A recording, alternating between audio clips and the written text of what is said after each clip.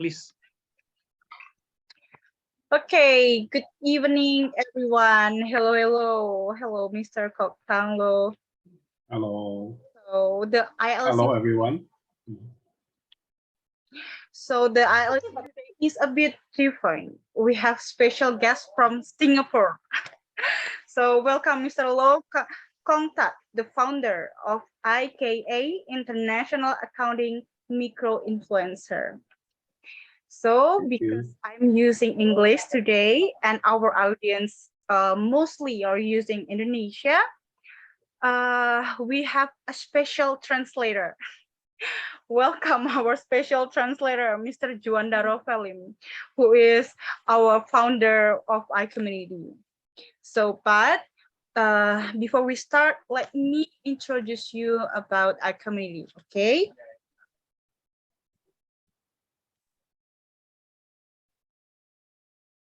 Okay, this is iCommunity.id. We have our tagline, share network, grow network. Berbagi relasi, perbesar rezeki. Our founder is Juanda Rovelim. He is also a founder from Kafling Solusi Digital and then CMO from Karya Anak Milenial Indonesia. He has certified trainer, founder iCommunity, and then digital marketer. What is iCommunity? So we have a vision and mission here. The vision is being the world's larger community platform for entrepreneurs and professionals. And our mission are provide the entire community with access to entrepreneurs and professionals. The second one, bring entrepreneurs and professionals together to achieve a common goal. The third, creating more positive value in order to contribute and improve business professionals and society. Our tagline that I have said before, share network, grow network. We also have goals. Our goals are the first, connect with the iCommunity members on a friendly, collaborative, and mutually understanding level. The second, growing the collaborative spirit. The third, creating positive value in business and professionals areas. And then the fourth, create a community platform for entrepreneurs and professionals to learn, grow, and improve their skills by providing learning resources, business matching, and referrals. We have guidelines here. So if we break the rules, we can be punished. So I will explain more about it. The first, we are as entrepreneur and professional who work hard, work smart, and collaborative. And then we prioritize the good value in iCommunity for doing business and collaboration with the member, but we don't put them as a target or put them in unidentified competition. The third, we realize that with networking, we'll gain the good values more so that we are ready to share connection and support each other. The fourth, we have a good behavior in this community and doing all of the activities here based on good values. And the last one, if we lack or violate these guidelines, we are willing to be reminded, warned, and even got penalty. Okay, so today's agenda of iCommunity Level Up Club tonight is about the overview of doing business in Singapore. Okay, that will present by Mr. Low Kong Tat. So if you have a question about how to expand your business maybe to Singapore, please your question and then you can ask him tonight. Okay, Mr. Low Kong Tat, time is yours. Okay, thank you very much. Can you hear me well? If you can hear me well, probably you just type 1 so that I know that everybody can hear me good. Let me just share my screen right now.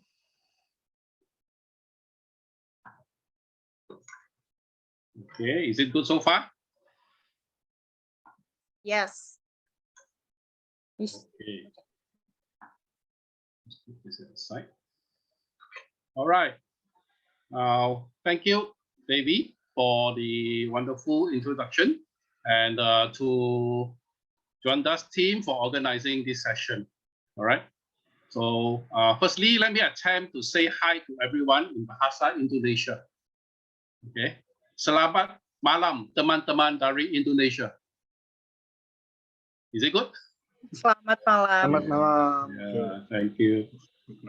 All right, maybe before I proceed, could you just type in which industry you come from or what type of business you are managing so that I know in terms of, let's spend a few seconds to type into the chat box so that I roughly know who you are, and I shall see if I need to do some slight tweak to my presentation to suit everyone.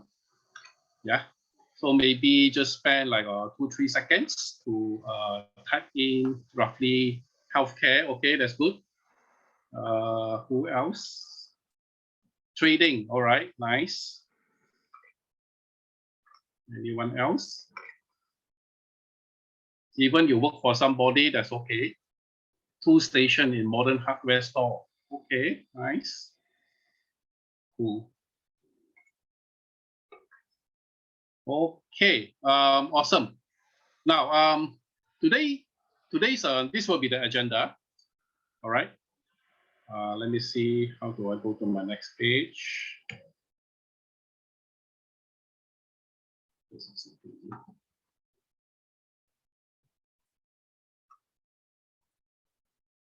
Okay, today this will be the agenda, as in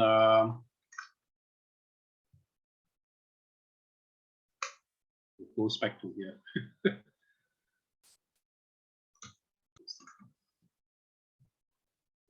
Did you see my agenda just now? Okay, right.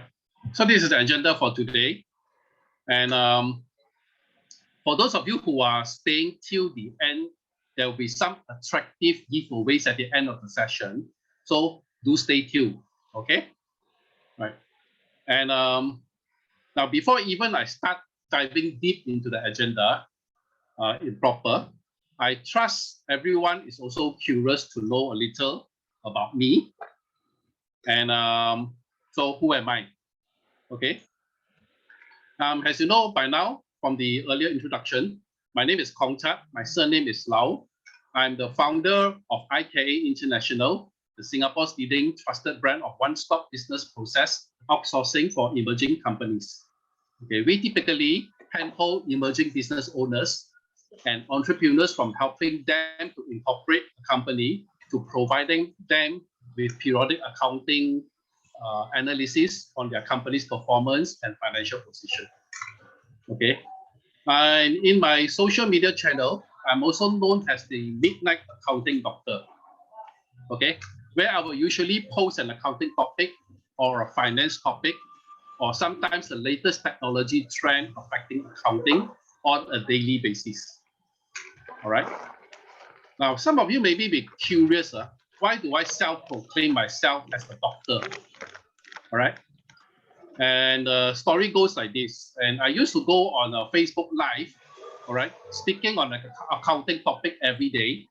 And I usually does that at about 11 p.m. at night, just 1 hour before midnight, where that hour is near bedtime for most people. All right. So those who happen to watch me at that hour, whenever they could not fall asleep, they will immediately fall asleep the moment they hear me talking because of the boring accounting topics, and the next 1 minute they will actually fall asleep. Okay, so that's why I'm proud to self-proclaim myself as a doctor, because I help many people to fall asleep earlier. Okay, if you don't believe me, for those who can't sleep tonight, please try tuning into my social media channel at Midnight Accounting Doctor. Try listening to me speak on a topic. I guarantee you'll fall asleep within 1 minute. Yeah. Okay, this is a joke. Okay, now let's go to the next one. Okay, this is the World Bank's business report that is in year 2020. Okay, between a report that is done between Singapore and Indonesia. And you may be asking, how come it's year 2020? Okay, because as of September 2021, the World Bank has decided that they will discontinue doing the business report. Okay, therefore, you will no longer get the latest report, but nevertheless, this set will still be good guide for our reference. Can I just check for a while, Juanda, are you coming in to do the translation, or when is the stop point for me to hand over for your translation? Yes, yes, still translating. iCommunity level up, doing business in Singapore. With you, how to do business in Singapore. I beg pardon? Sorry. Yeah. You can continue. So I will continue first, yeah? Okay, then you'll come in later. Okay, no problem. So as I said, this report is 2020 because the World Bank has actually done away with doing reports from September 2021. Okay, so nevertheless, this is still a good guide. All right, as you can see, the overall ranking, all right, Singapore is ranked number 2 for doing business, whereas Indonesia is ranked 73 in the overall ranking. So the World Bank gathers a number of factors to come up with the overall ranking. For example, how easy it is to start a business in Singapore as compared to Indonesia. All right, so starting a business in Singapore, it was ranked number 4, whereas starting a business in Indonesia, it was ranked 140. Okay, according to the report, because starting a business in Singapore, it takes just about 1 day to get your business up. And on the other hand, if you try to start a business in Indonesia, it requires a couple of procedures, and it takes more than a month before you can actually start doing business. That was in 2020. I hope things has been improved over these 2 years in Indonesia. All right. Now, it's also reported that getting a construction permit is easier in Singapore and is faster, all right, as compared to Indonesia when you want to do construction. Okay. Now, and Singapore is ranked number 3 in protecting investors. All right. For your information, our country places a great focus on compliance and transparency, where these measures are expected to safeguard the interests of genuine investors. Yeah. So other factors like enforcing contracts, okay, where Singapore actually come out top in this area.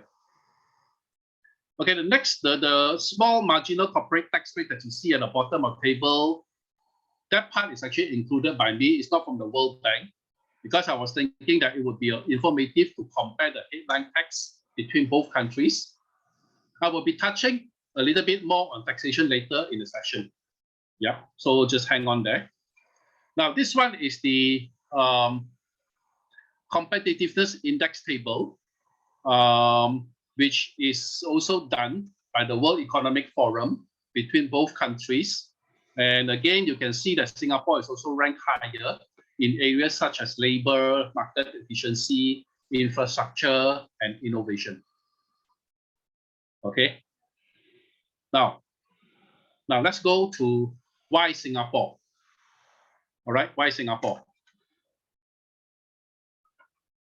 Singapore offers a highly educated, skilled workforce within their talent pool. Okay, in terms of business-friendly environment, Singapore supports an open trade policy, and there are only very few barriers to external trade transactions. Okay, now the country has consistently ranked as one of the best places in the world for businesses, coupled with their world-class educational system, as well as the quality healthcare system, which I believe a lot of Indonesians comes to Singapore to do their health check and things like that as well, right? Okay, over here in Singapore, we have actually 4 official languages, and the population has about 97% literacy rate, all right, which more than 50% of them is literate in at least 2 languages. Yeah. So now let's go to the next slide. The key competitive advantages of for Singapore companies. All right. Now, there are a number of key competitive advantages for Singapore companies. Now, the most significant one is our clean and honest government. Okay, because the clean and honest government since the start is a key factor to Singapore's progress up to today. Okay, now businesses will flourish whenever rules are transparent and they are applied fairly for companies. Yeah. So, and the other thing is also Singapore is located at the heart of Southeast Asia, where it provides excellent global connectivity to serve the fast-growing markets of the Asia Pacific region as well as beyond. All right. So the country is also becoming one of the world's top transportation hub for sea and air cargo. Okay. Now, the Singapore's economic landscape has actually moved to one that promotes, all right, they promotes knowledge-based and research-intensive type of industries. Okay, because of this move, there is now a significant growth and development in the following industries, which are knowledge-based and research-intensive, and they are typically the biomedical sciences, the clean technologies, the interactive digital media industries. All right. In general, these are the three. Okay. And because of its favorable tax and regulatory environment with a pool of competent and high-skilled workers, Singapore has become an attractive destination for investment in high-value added manufacturing. Okay. Now, many of the large semiconductor suppliers considered Singapore safe, all right, from an intellectual property perspective, the IP, intellectual property. Okay, for them to avoid any intellectual property losses, this is how it works.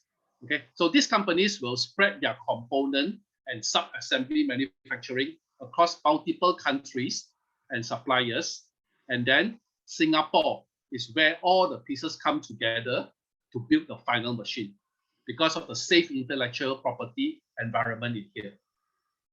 Okay, so far so good. Now let's go to the next slide. From the report of KPMG and HSBC earlier this year, somewhere in June, it was reported that Singapore is a top destination in Southeast Asia for startup investments. All right. Singapore is currently home to more than 9,300 startups and about 12 unicorn companies. Unicorns are actually the startups that have market valuation of USD $1 billion or more. All right. So aside from the unicorn companies, Singapore is now home to emerging giants, which are those fast-growing, influential, and innovative startups with ambitions to become the next unicorn company. All right. And where this will include some payment software platform companies, as well as blockchain technology companies. Okay. Now, the reason for attracting all these startups because investment in startups will actually drive innovation. Okay. And it boosts economic strength as well as market confidence eventually. All right. That's how the government look at things in our Singapore government. And because of all these attraction, our Singapore agency, our Singapore government agency, which is the Economic Development Board, has continued to focus their support on high growth and high value added sectors, okay, where they actually will arrange special government incentives, all right, extended to companies with innovation or technologies, for example, the companies that do cutting carbon emissions, all right, and cutting waste, what else? Cutting water and plastic use, and those that is developing plant-based products, all right. So all this, our Singapore government encourage them to come to set up your business here, and they will actually extend incentive for these companies.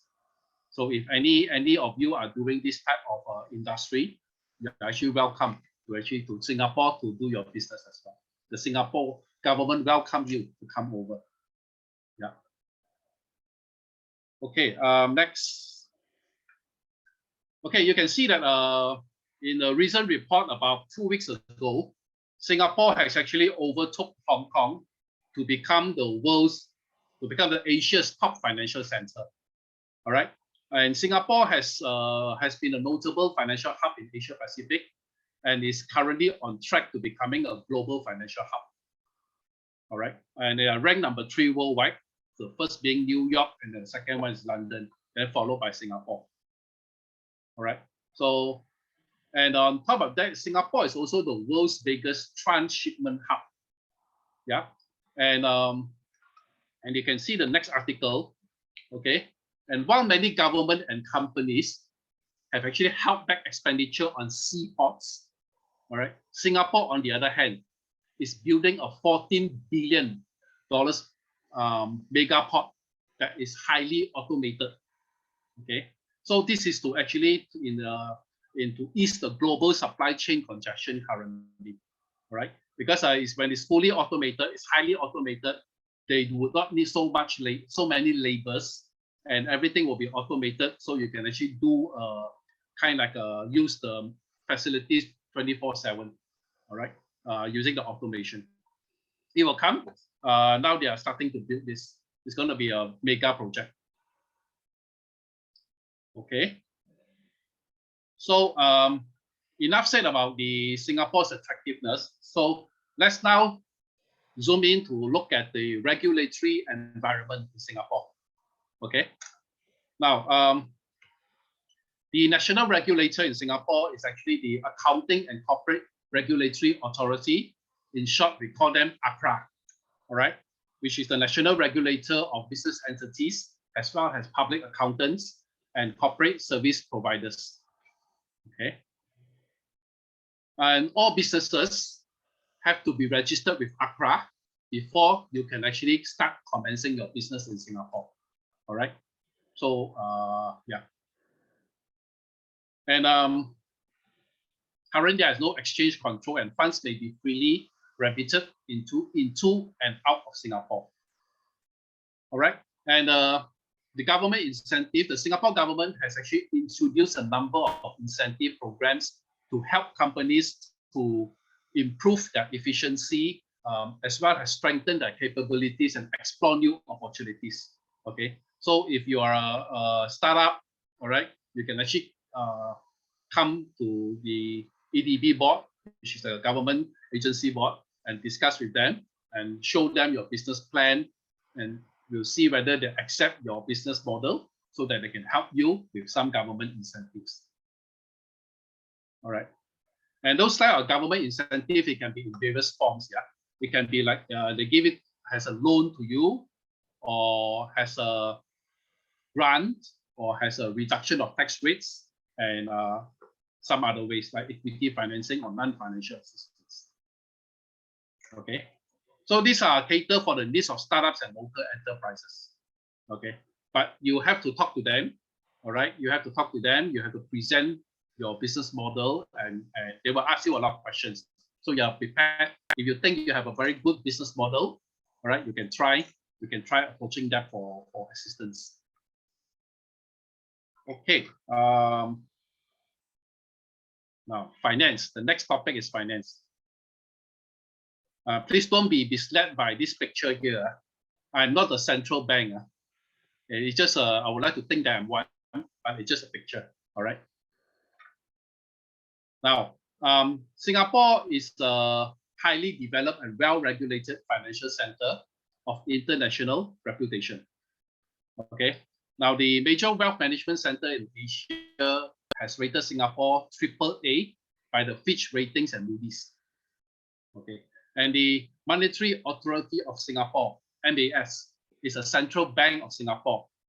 All right. So it supervises and regulates all elements of monetary banking and financial aspects of Singapore. Yep. And there is about 3,000 local and foreign financial institutions offering a wide range of financial products and services in Singapore. And where do we get credit facilities from in Singapore? Typically, you can get it from the banks, from the merchant banks, from the finance company, which will actually grant you credit facilities, which ranges from overdrafts to long-term loans. Yeah. And you can also get import and export financing facilities from the bank. And the latest one, just like in this month itself, September, Singapore has actually recently launched 2 new digital banks. All right. A digital bank is actually a bank that offers all banking facilities, but has no physical presence in Singapore. So it's just a digital. Okay. Everything is transacted online, something like the cryptocurrency exchange. But digital banks are highly regulated in Singapore, unlike the cryptos. Okay, I hope so far so good. Now, next we look at the common business structure in Singapore. Okay, now the common business structure in Singapore typically, they are the most common ones. Is sole proprietorship, all right, and also the partnership, and the third one is a company. Okay, you can set up either one of these type of a structure. And for partnership, there's general partnership as well as a limited liability partnership, which is LLP. Okay, and a limited liability partnership is a business structure that offers the flexibility of operating as a traditional partnership. Okay, but at the same time, it also offers the partners a limited liability. So meaning that if a partner of the LLP have a malpractice, it would not other partners in that partnership would not be personally liable for this malpractice of the other partners in the firm, because the liability is limited to that particular person who does a malpractice. Okay, so it's pretty safe. Previously, the general partnership is that one partner does something wrong, the whole partnership will be affected. Okay, so now with this limited liability partnership, they are actually more secured in a way for each partner. Yeah. Now company. Okay. Under the Companies Act of Singapore, a business may be incorporated as one of the following. You can incorporate a private company limited by shares. They should have a private limited at the end of the title, or exempt private company, or a public company limited by shares. Okay. Now, in Singapore, a private limited company, these are the structure that you have to have if you want to set up a private limited company. You must have minimum of 1 director who has to be ordinarily resident in Singapore, either a Singaporean or a permanent resident in Singapore, or a Singapore employment pass holder. Minimum 1 of them must be there. Okay. So let's say you are Indonesia, you want to set up a company, but none of you have this Singaporean, Singapore PR or employment pass holder. What do you do? Okay. You can actually employ something called a nominee, local nominee director, which usually the service provider will provide this service. All right. So, so you can be a director, but you will employ this nominee director as the local director for your company. Okay. They will charge you a fee every year, and then there will be some kind of a deposit that you have to place with them.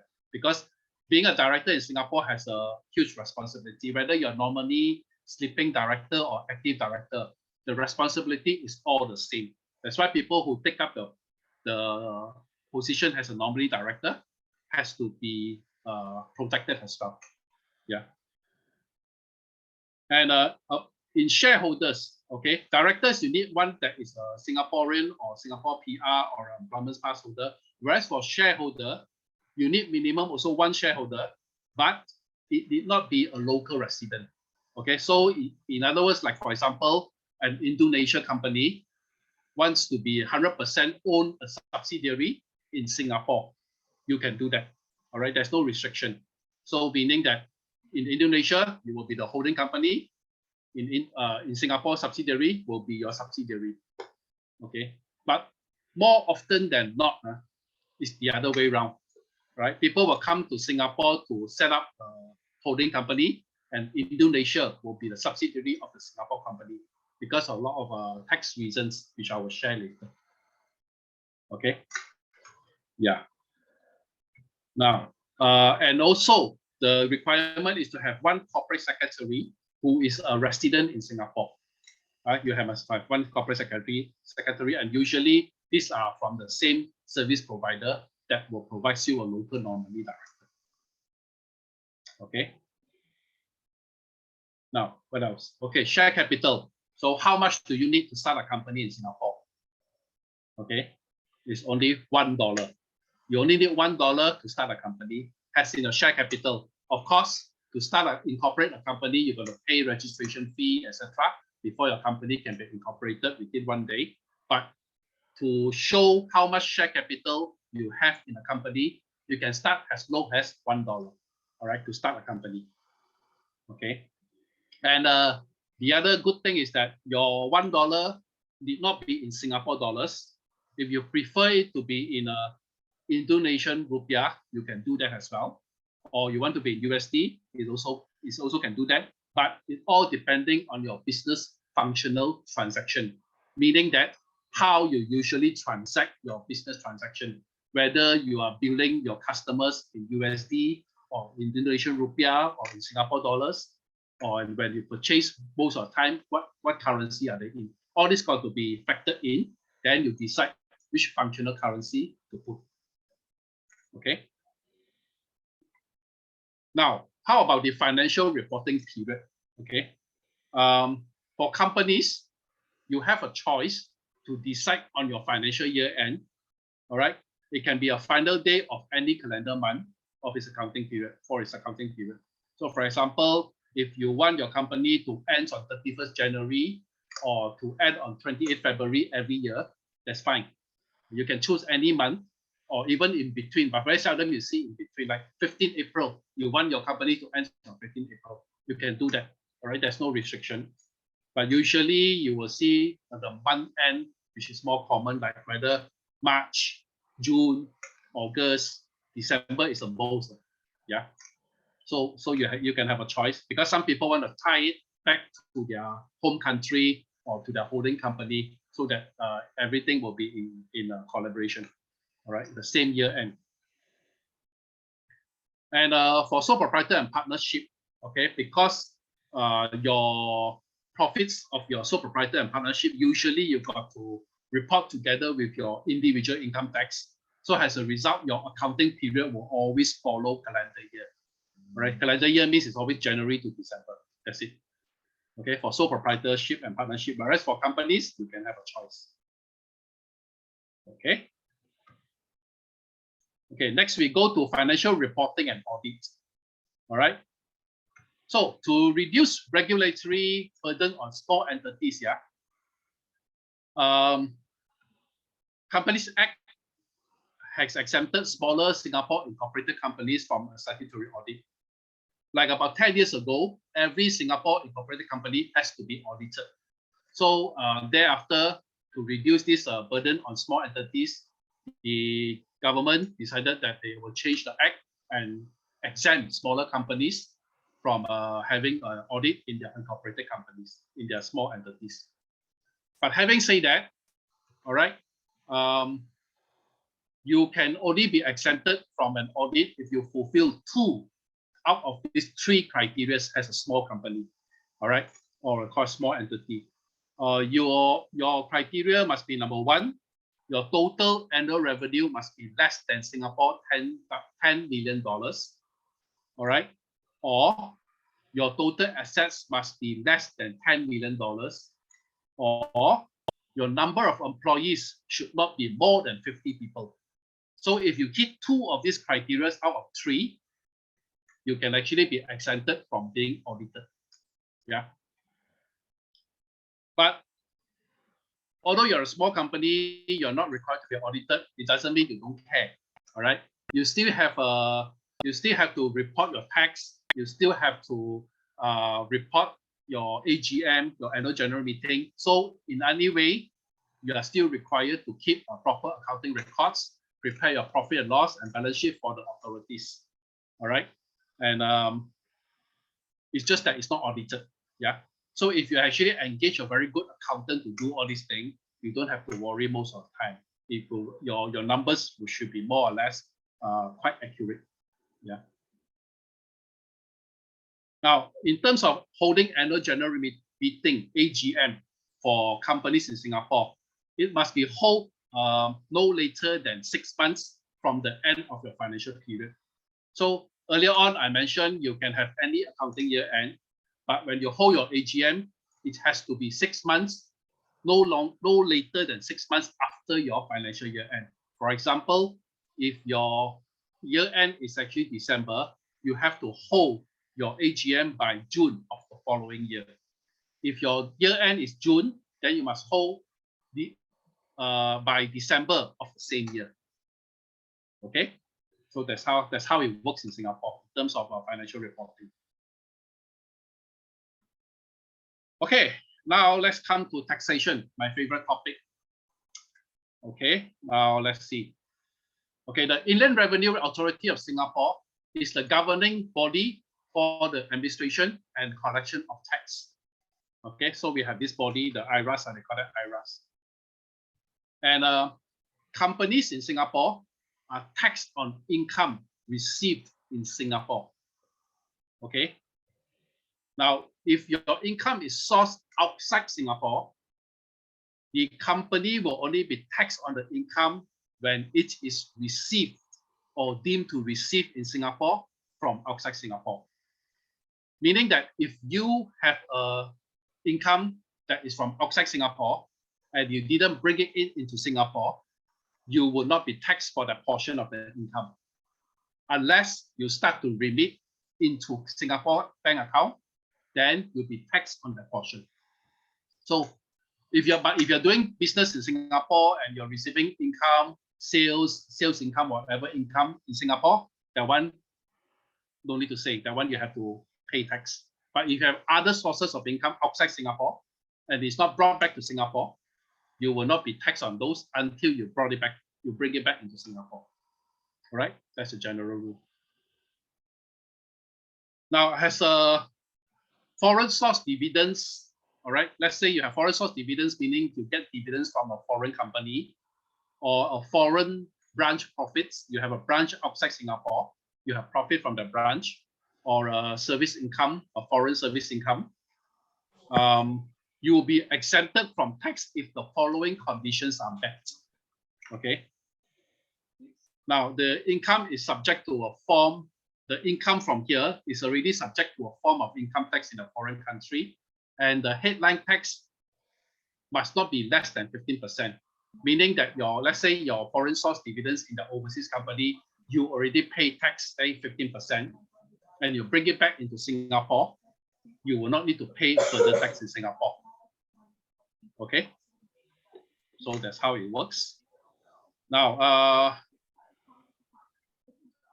there is no capital gains tax in Singapore. Capital gains tax means that gain or a profit from a capital nature, not a revenue nature. Meaning that, for example, you buy a property and then you sell the property, you get the profit from the property, that is called capital gain. Okay. However, this one always has a debate. All right, it's an area of contention between capital versus revenue.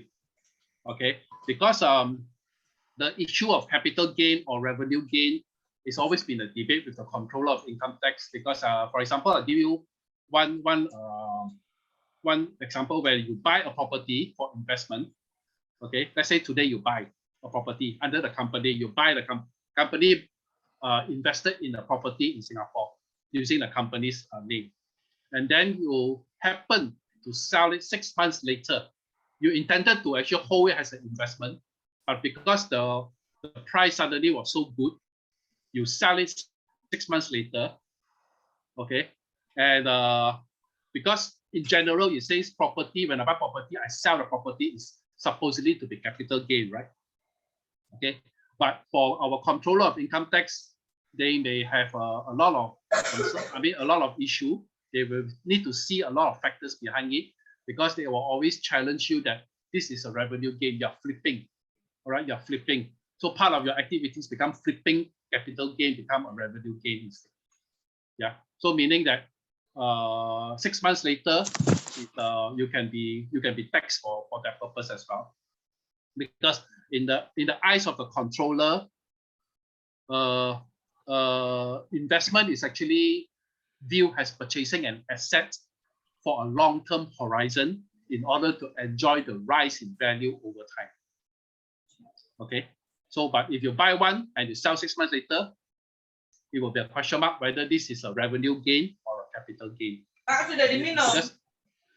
Because the moment it's a revenue gain, it will be taxable.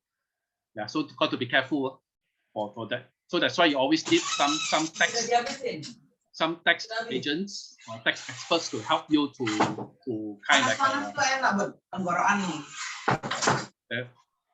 some tax agent to actually help you to kind of fight for the case to make sure that they have to give a lot of evidence why you're still considered a gain. I think someone has not built their mic, right? Okay. Now the corporate tax in Singapore is 17%, headline tax. Okay. However, your tax you have every year, if let's say you have a company, every year you'll be having this exemption. Okay. Meaning that if you earn 200,000 profit in your company, your first 10,000, 75% of your 10,000 is exempted from tax. Okay. Then your next 190,000, 50% of it is exempted from tax. Yeah. So far, so good. But if you are a startup, all right, if you're a startup, you just started your company, and after 1 year later, you have profits, you'll be given a better exemption for the next 3 years of assessment. So this is how it works. The first 100,000 of your startup company, 75% of your 100,000 will be exempted from tax. Okay, and the next 100,000, 50% of that income or the profit is actually exempted from tax. Yeah. So with all this exemption, whether your company has been more than 3 years or not, is your effective tax rate at the end of the day in Singapore, all right, after deducting all this tax exemption, is about 8.3% effective tax rate. Yeah, that's our effective tax rate. Headline tax is 17%, but the actually what you need to pay is about 8.3%, right? In general. Okay, so it's pretty low. It's pretty low in terms of income tax in Singapore. Of course, there are certain conditions apply for the startup companies. If your startup company is a property developer or just an investment holding company, you do not qualify for the startup exemption. Okay. Tax filings and due dates. You have to file estimated chargeable income within 3 months after your financial year end. Someone has not mute again. Yeah. Okay. 3 months after your financial year end, you can file your ECI, estimated chargeable income. Meaning that let's say you have a December year end, by March of the following year, you got to submit estimated chargeable income to the controller. Yeah, they will tax you based on the ECI first for your financial year. But there's concession. If your company have revenue or sales of less than 5 million, you need not file ECI. Okay. And the usual statutory deadline to file your income tax will be 30th November of year assessment. Okay. There is a bit, how is your profit being assessed for tax? What is year of assessment? Now, the tax year is known as year of assessment, meaning this year is 2022. Your tax assessment is called YA 2022. But which year of the tax do you pay for YA 2022? then you have to look at the basis period. Okay, the basis period is the period which profits are identified for the tax to actually look at and tax you on the profit. Okay, and usually the basis period is the year preceding the year of assessment, meaning YA 2022, if it's preceding the year of assessment, is 2021. Yeah, so your tax will be for 2021 income tax, or rather 2021 profits will only be taxed in 2022 for your company. Okay. Yeah, this is what I just mentioned. Basis year is generally the year preceding. Preceding means before the year of assessment. Means 2022, it will be 2021 of your income tax, of your profits to be declared. Okay. Okay.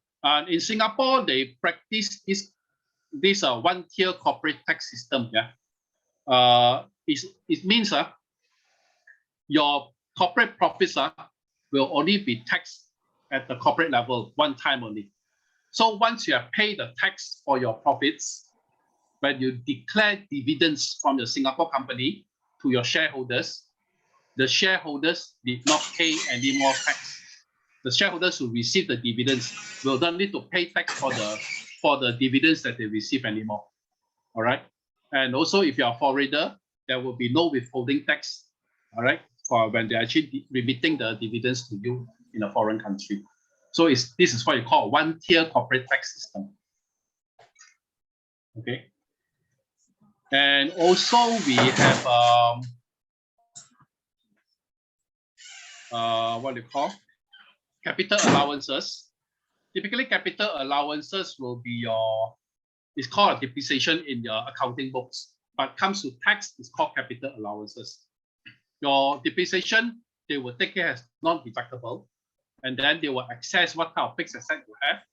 And if it's allowable, they will give you capital allowances instead. Okay, instead of depreciation. All depreciation are not tax deductible.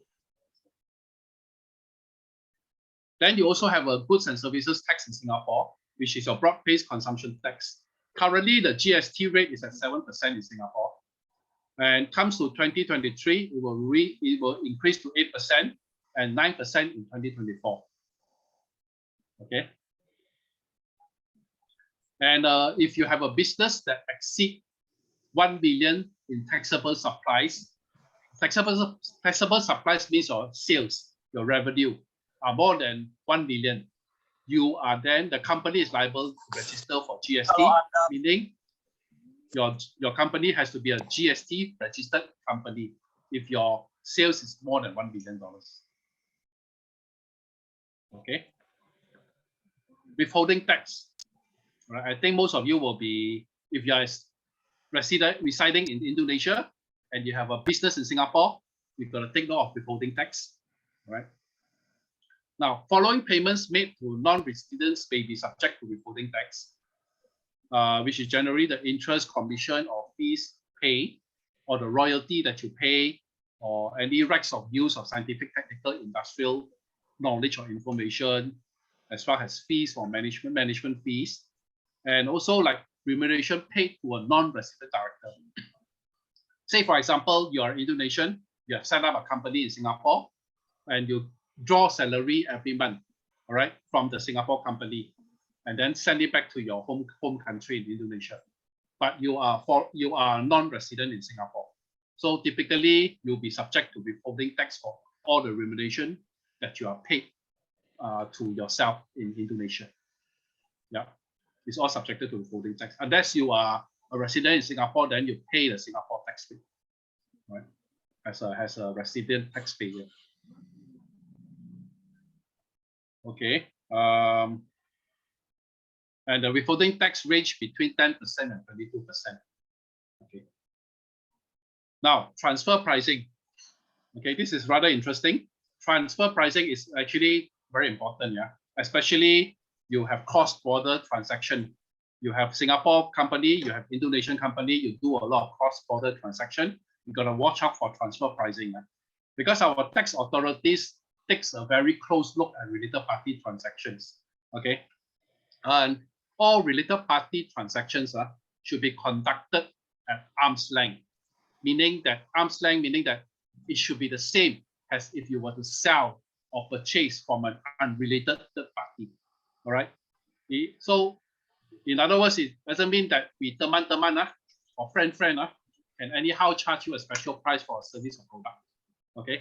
Our controller of income tax would not allow that. They will actually have impute a certain element to make sure that your price are bring up to the normal rate. Okay. So these are actually the whole idea of this transfer pricing is not to let corporation abuse the low tax rate in Singapore by transferring all the pricing into here. Yeah. So if you want to do this in a more legal and meaningful way, the best is that you engage a tax expert in this area to help you plan your transfer pricing structure.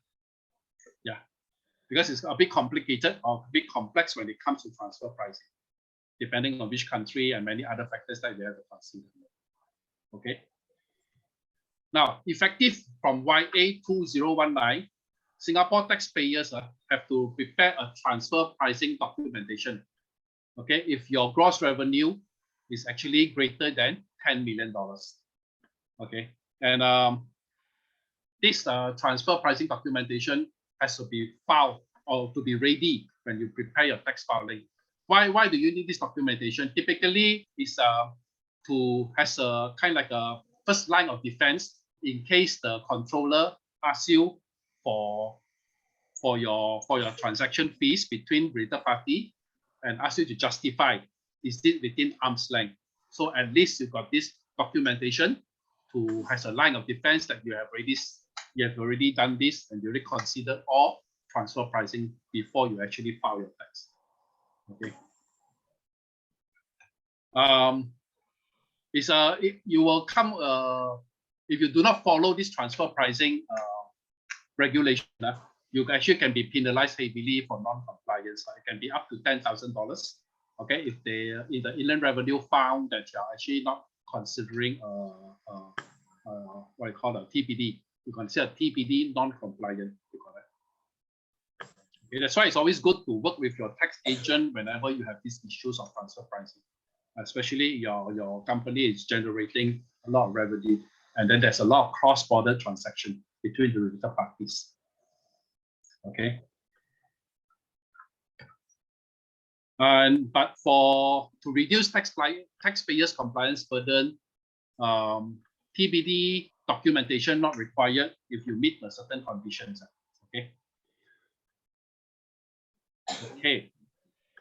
Now, what does this emoji means? This means, do you have any questions?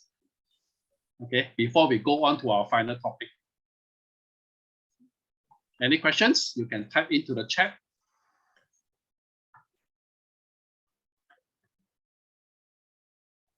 Someone is asking something. If the company does not Singapore's address but doing a lot of business in Singapore, should the company establish its presence in Singapore in order to gain tax incentive? Does not have a Singapore address. Oh no, cannot. I think you want to get incentive for Singapore government. The first thing, you must establish your business in Singapore. You must have a presence in Singapore. Although you'll be doing a lot of business, but you don't have a presence in Singapore, you will not be considered for the incentive. You must have. The incentive are actually extended to local enterprises. Yeah. I hope I answered your question. How is the tax like if a person uses his personal assets such as house, car, computer, own one-person company where this person is the company's owner? Oh yes, of course. There is a segregation between personal and company, yeah. And things like car, all right, car, especially private car in Singapore, no matter whether you purchase under the under your company or under your personal, it's not tax deductible, whatever expenses you incur on the car, all right? Unless it's a lorry or for commercial vehicle, yes, then you are able to deduct expenses from there. But if it's a personal car, then no. No matter what you say, our controller will never accept personal car as a business asset. It can be for accounting, you can put as a company asset, but come to tax, they will not allow any deduction for things related to the car. Okay, computer, all this, yes, you can buy computer for your work purposes, and then you can put it into your company, because you have a computer also because of you need to do business. So all these are allowable under the controller in general, that they allow you to have a capital allowances to deduct against your income tax. House is actually quite general. If you are buying a house for your personal stay, then maybe no, it's not a business expense. But if you are buying a factory or a shop house for your commercial reasons, for your business reasons, then yes, then probably yes, it will be allowed in certain extent. But we need to look into deeper to see more details of why you are purchasing this big ticket item before we can give you a conclusive answer. But in general, as long as it's related to business, then yes. But you say I buy a house because I need to stay and do business, then no, because everyone will need to have their own accommodation. Yeah, whether you are doing a business or not doing a business, you still need accommodation.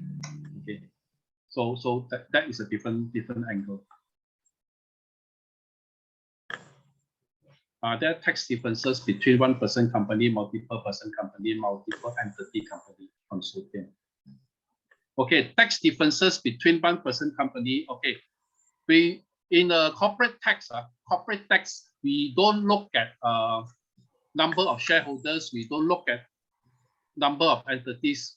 Every Singapore company, let's say even if you have a consortium in Singapore, all right, you have one holding company and you have 10 other Singapore companies below you. Okay, each company are being taxed individually. Okay, so whether you have 100 shareholders or whether you have a holding company with 10 subsidiaries, every company is taxed by its own. So even your one-person company, only one shareholder, the company, how it's being taxed is the same as any other consortium companies. Okay, so there's no differentiation of who are the owners of the company. They look at the company itself, your performance, your profit and loss account. For each company, it will be taxed. So every company, that's why need to be registered with ACRA, and every company will have a tax registration number, and that's where the taxman will go and look into your income declaration every year. Okay. How seamless is the process of updating company status and dynamics of government in regards to management structure change and switching from one person? Is there rebuttal? Oh, okay, this one no issue. Singapore is known to be very business friendly. So you want to change director, you want to change number of shares, you want to change secretary, you want to change whoever, you want to change shareholders. To make the changes online is easy. It's very easy. The government system here is very efficient.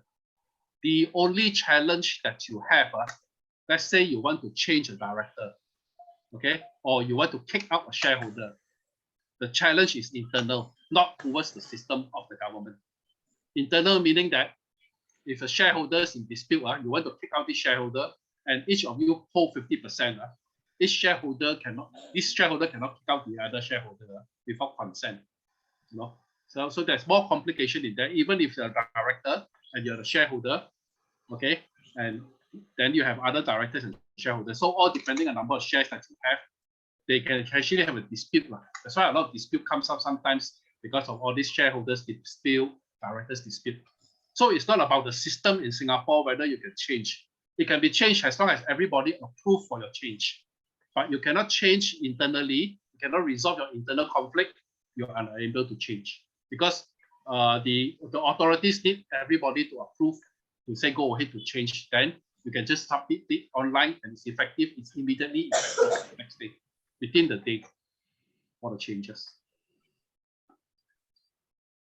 Okay, I hope I answered your question. Yeah. Any more questions? You just feel free, come in. Then at the end of the session, I'll come back to look at it again. Right, next. Next, we will have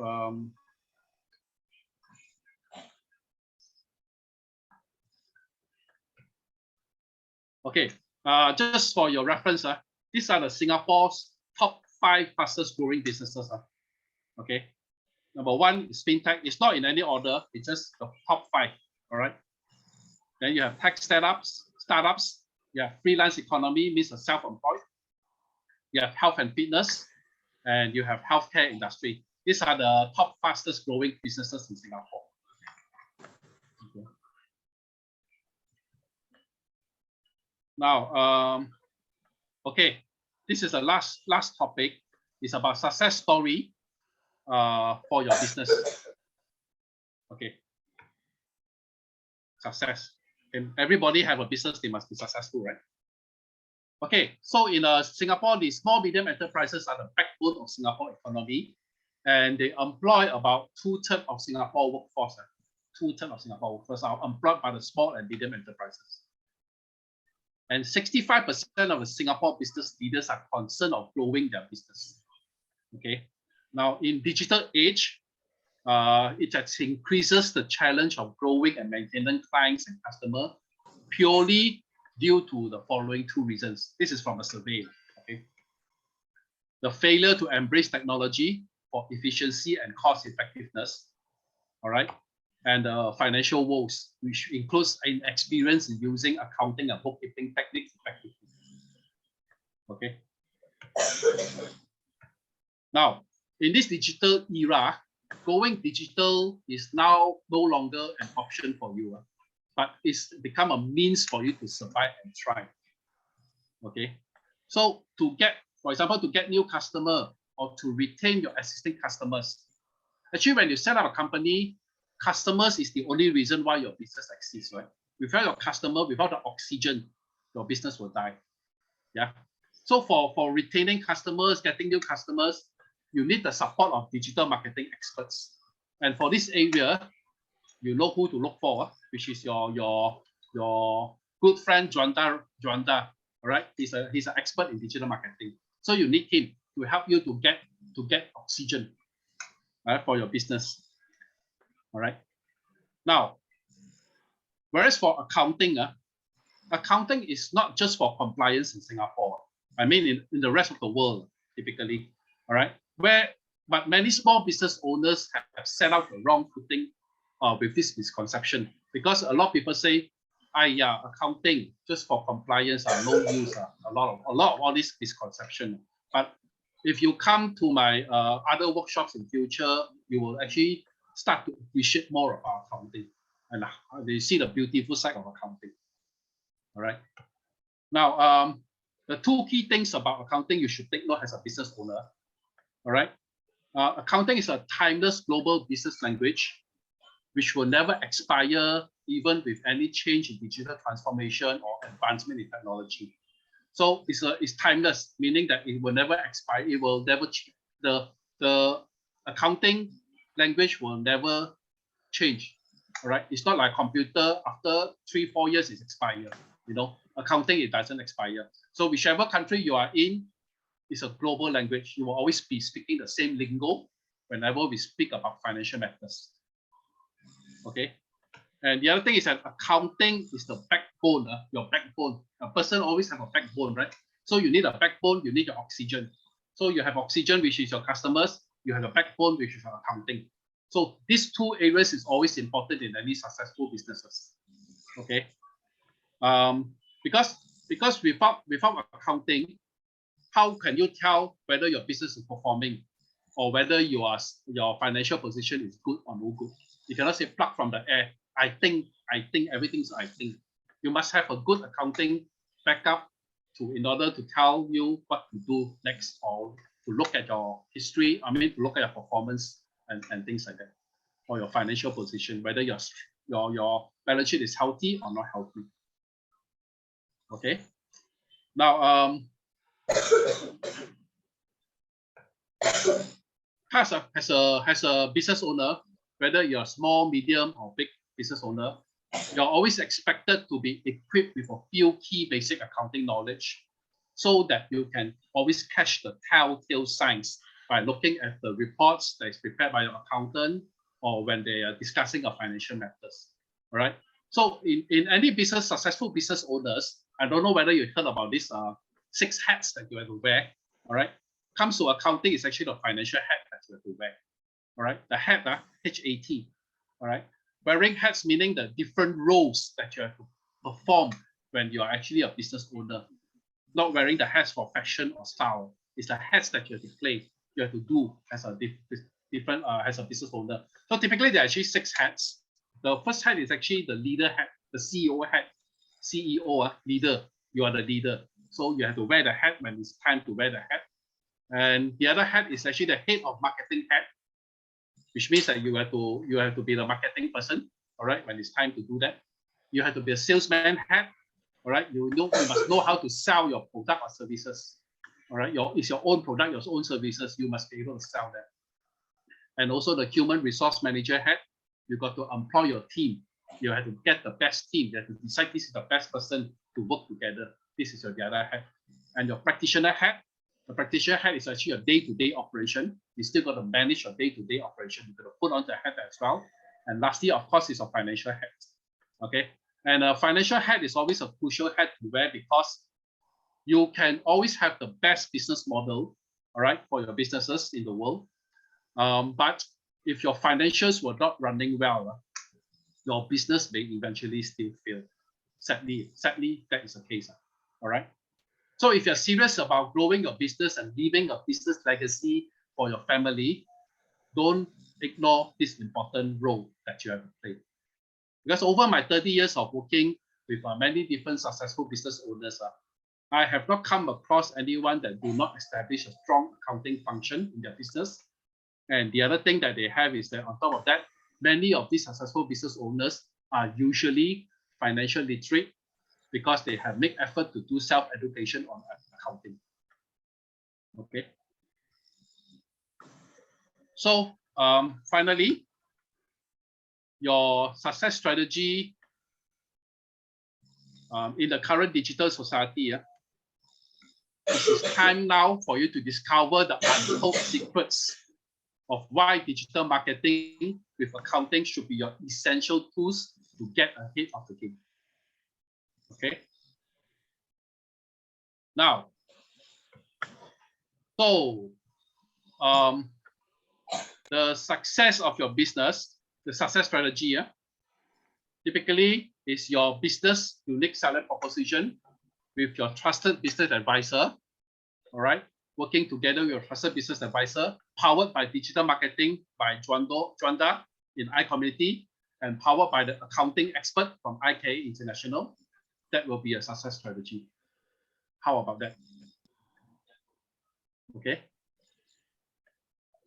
I have come to the end of my presentation. Juanda, are you there?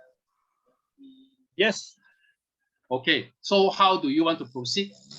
Do you want to do the translation now, or do I go to share with them the workshop and things like that? I already translate simultaneously. Oh, okay. So it's actually through the online thing, yeah? Yeah. Or the Zoom. Okay, sure. Translated okay. The interpretation. Awesome. So can I proceed? Yeah, no, I have not finished. I have not finished because there is the next one. There's we want to share about this upcoming live workshop that we're going to conduct. Okay. I just want to share about this upcoming live workshop because Juanda and I are in the midst of discussion to organize a very unique live workshop to transfer some very useful knowledge in digital marketing as well as in accounting. All right. And this is with the objective to help business owners to better equip themselves in managing their businesses with these two knowledge. Okay. However, we have not set up the dates. We have not set up the venue, but we will definitely keep everyone informed when this is confirmed. Okay. It will be a hybrid workshop. Hybrid meaning that it will be live class as well as we will run on Zoom at the same time. Okay. But meanwhile, we are happy to offer some very, very attractive giveaways for those who show your interest now in signing up for this workshop. All right, you just show your interest. We are not asking you to sign up now. You show your interest. The moment you're showing your interest right now, you'll be considered the early bird because we have not set up the date. We have not set up the venue. We are just we are in discussion, but we are gathering your interest as well. So if you want to be the early bird, you send in your name and your email address into the chat box right now. And then our admin team will be taking down your details and we will be reaching out to you when the workshop program is finalized. Is that cool? Yeah. So if you're interested, you'll get your early bird bonuses. Has the giveaways, whatever we're going to share here, the giveaways are strictly only for early birds who show their interest right now. So meaning you send in your name and your email address, only these two in the chat box right now. Then our admin can pick it up from you, and then we will actually share you the details when the workshop is finalized. So the first giveaway that you want to give is a 30% discount on the workshop fees. All right, we have not decided the fees yet, but whatever fees we decide later on, it will be 30% discount off. All right, from the fees. Okay, so please send your name, send your email address to the chat box, and our early bird, so you'll be entitled for this bonus. And this is a first bonus. There is also a second bonus. All right, you can bring your one partner along for free, meaning when you have signed for the workshop, you actually sign for yourself as well as for your partner. It can be your business partner or it can just be any partner. If you take action now, meaning that you're showing your interest right now. Okay, I have to emphasize all these freebies, the bonuses are only for early birds who show their interest right now. So you just let us know your name and your email address. You already show your interest to attend the workshop. Okay, so hurry and email contact to the chat box, because by the end of this session, when we end this session, means the early bird promotion will be gone. Okay, if one is not enough, two is not enough, how about a third bonus? All right, I'm going to give out another bonus to anyone of you who wants to be an early bird, and this is a rather interesting bonus. You will learn something from this one. Okay, this is written by me. It's a 5 key accounts to decode with all financial reports. All right, it's actually a quick guide to let you able to know the 5 must-know accounts in any financial report that you read. Whether you're investing or whether you are reading on your own company's financial report, you have to know at least these 5 key accounts. Okay. Usually, the retail price for this e-guide is about 315,000 rupiah. But those who sign on for the workshop, for the early bird, you'll be given up free. Right? It's free for early birds. Okay. So if you are interested, send in your name, send in your email contact to the chat box. And but please take note, you only show your interest right now, and the giveaway will be released to you when you have signed up for the workshop eventually, meaning that you have signed up and you have paid for the workshop. Then all this will be sent to you. All right. Right now, it's just gathering your interest, or you're sounding your interest that you're interested to attend the workshop, which is going to be shared with you some nuggets about digital marketing for businesses, as well as some accounting that you've got to take note for any businesses. Okay, it's going to be very unique. Okay. Any other question? Let me see.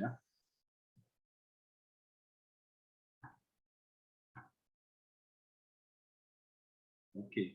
No. Okay. I think I've answered all the questions. Yeah. Okay. And if anyone who wants to contact me, because maybe you're shy or something now, you still want to contact me for any questions, this is my contact details. My company's website is there as well. You can go to www.ikainternational.com, or you can actually WhatsApp to me if you have any questions regarding Singapore business or any international accounting advice. Feel free to contact me. I'll be happy to help you with any doubts or any questions that you may have.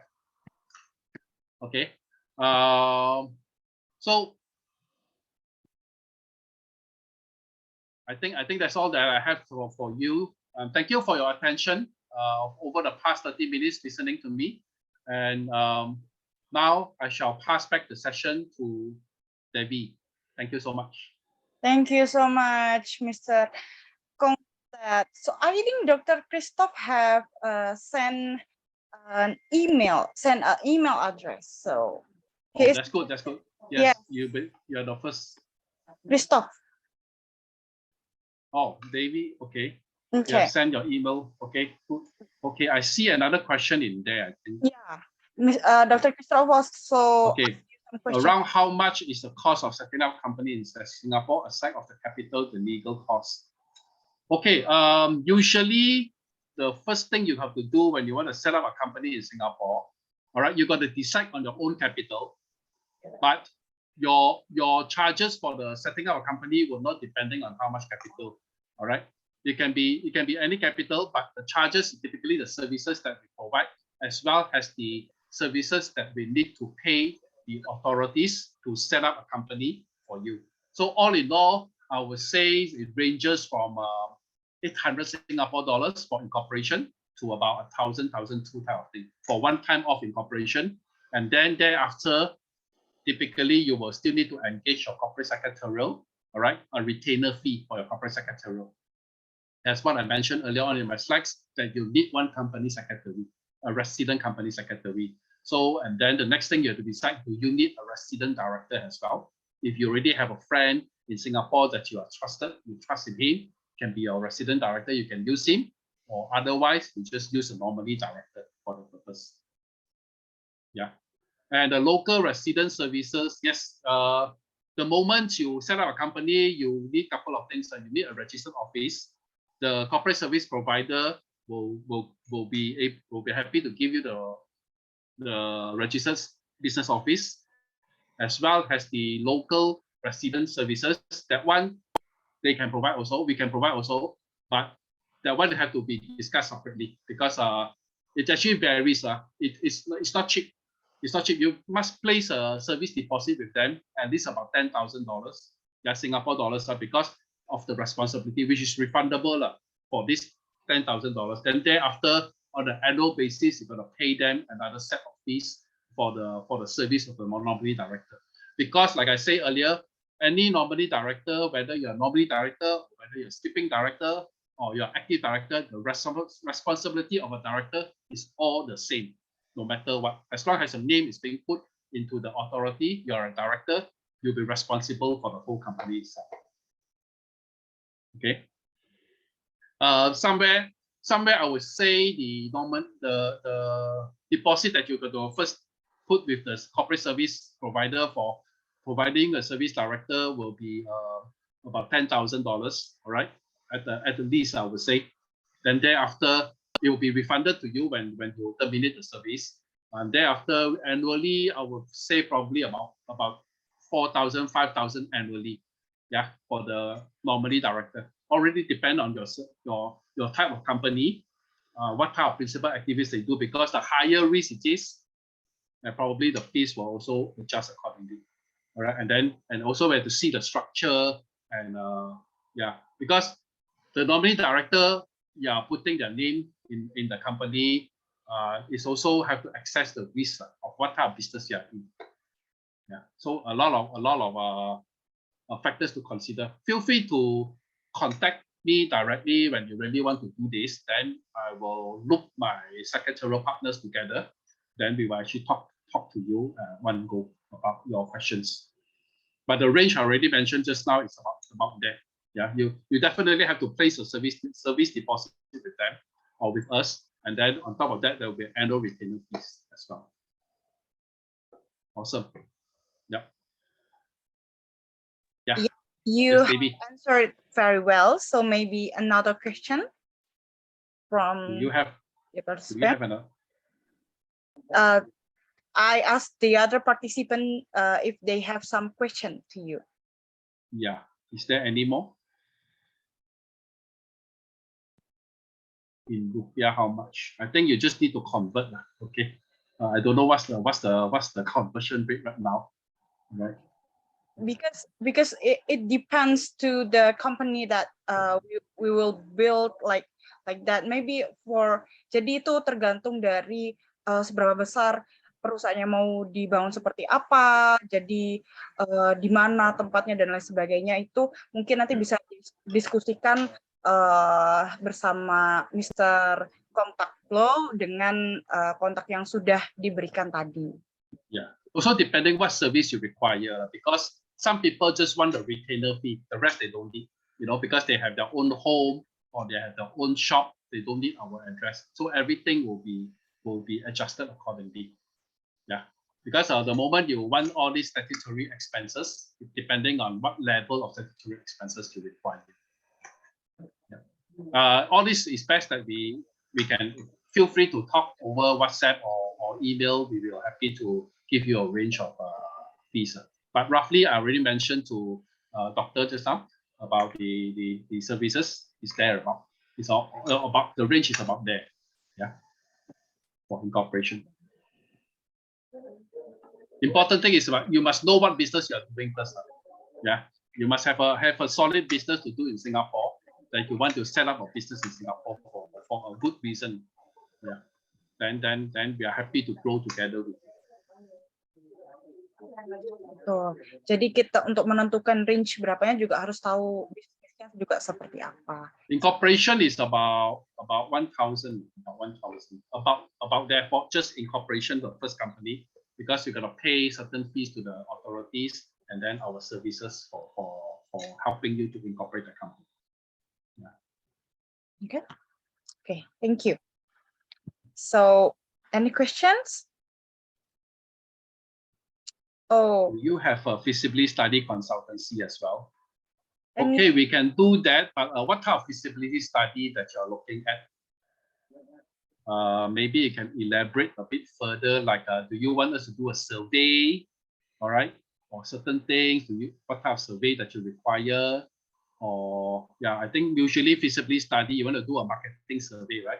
This one you can let us know.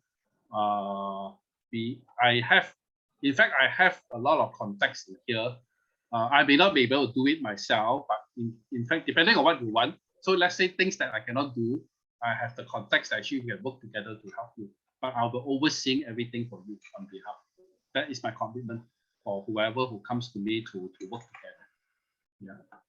And any suggest for SME in Singapore, such as F&B and shop? Suggest for SME in Singapore has been I don't get you quite get your question. Has in do you want to set up an F&B in Singapore? Is it? Actually, one of the things I want to tell you, doing F&B in Singapore, visa untung, right? That one, because in Singapore country is so small, very small, tiny, and then public holiday or whatever holiday, small holidays, long weekend, most of them is either they fly out or they got nothing to do in Singapore. So what do you do? Makan. So having business of F&B is sure will be profitable, but long hours.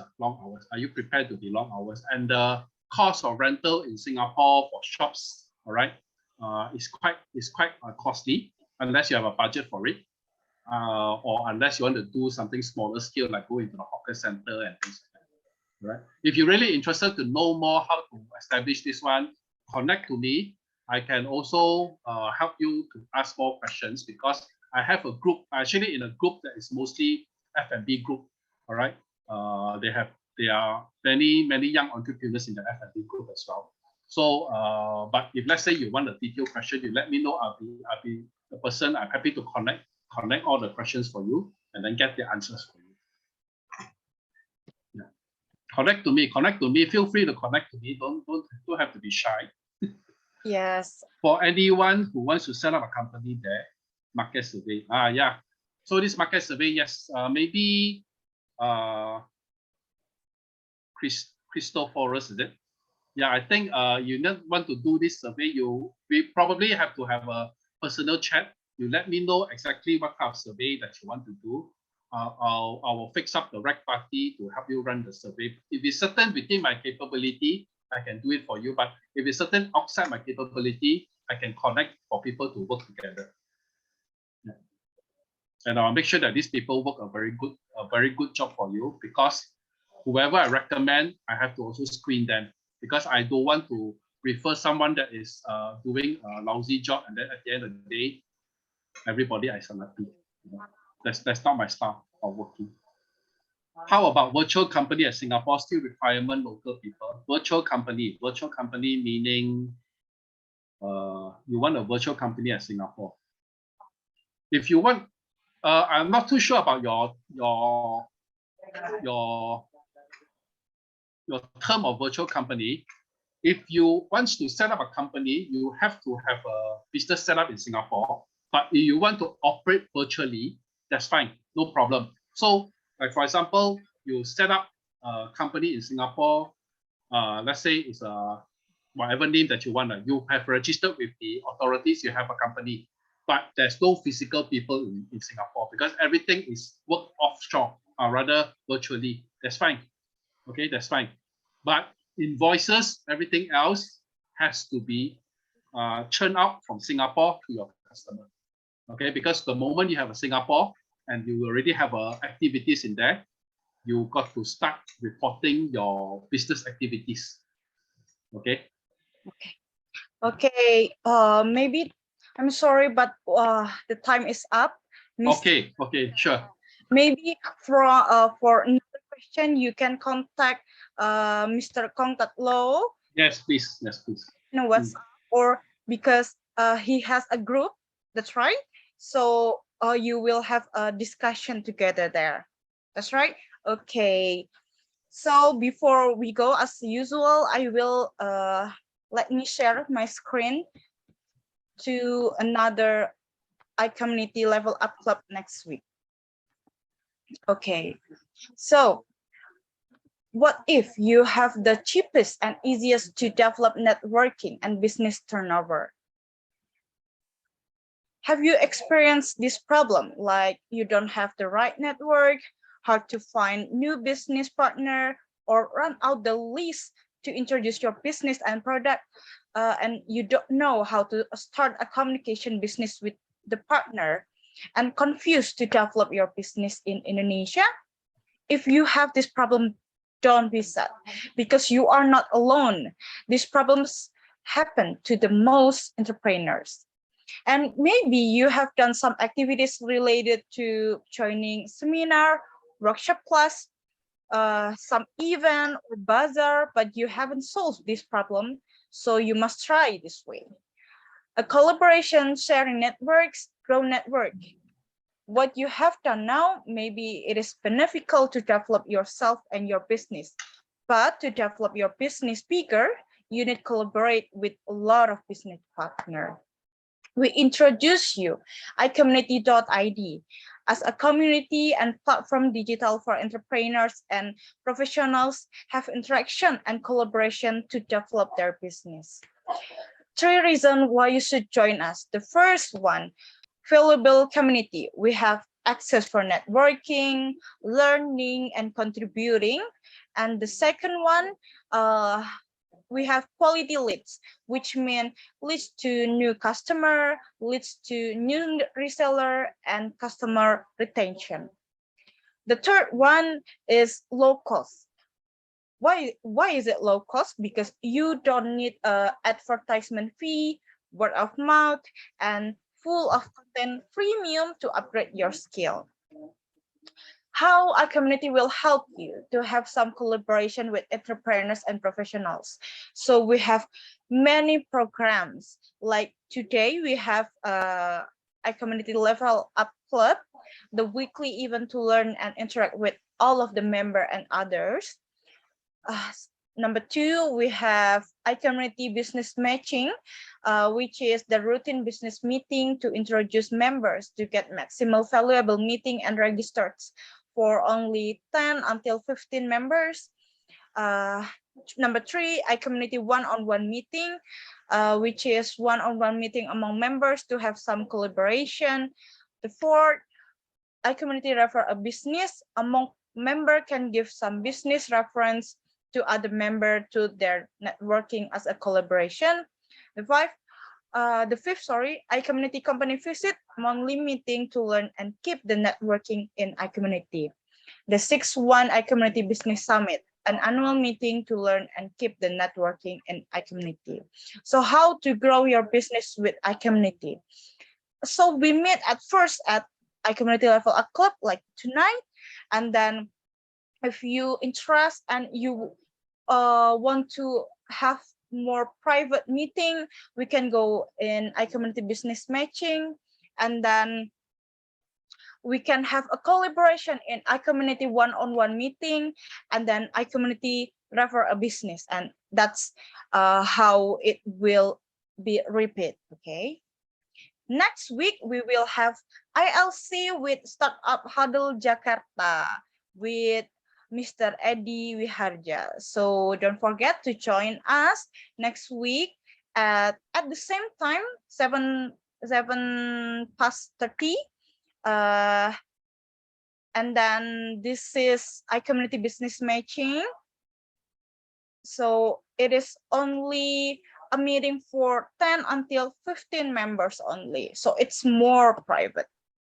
So we will also do it offline, not only online.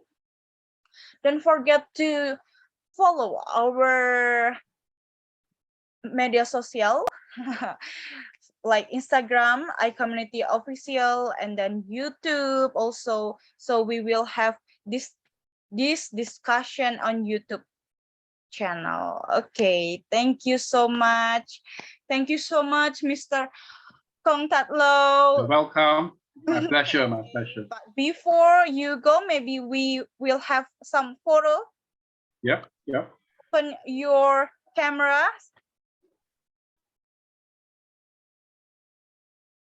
Wow, okay. Okay, here's Dr. Christoph. Hello, Dr. Christoph. Hello. Thank you, sir. Such a great explanation. Thank you. Great insight. Any more question? Please feel free to ask again. Okay. Better if you have WhatsApp. Yeah. Okay. So Mr. Kong Tat is a pro member. You can get his contact in pro member group. Yeah, correct. I'm in the WhatsApp group. Oh, you're in the same WhatsApp group, in the pro member. Yeah. Most of the Okay. time, you all communicate in Indonesian. I do not know how to respond. Okay, let's take picture first. Okay, 1, 2, 3, smile. Okay, thank you so much. Thank you. Good night, Pak everyone. Juanda, because it's Yeah. international organization, you have to change the regulation to chat in English. Nanti we In the will WhatsApp group. we will make a WhatsApp group iCommunity Singapore. So people who want to join the iCommunity Singapore group can join in the WhatsApp group. Okay, Nice. Okay. we will Okay. great. Thank you semua. Okay, thank you. Thank Thank you you. untuk Mr. Bye. Kong Terima Tat. kasih. Terima Thank kasih. you. Bye. Okay, bye-bye. Bye. Bye-bye.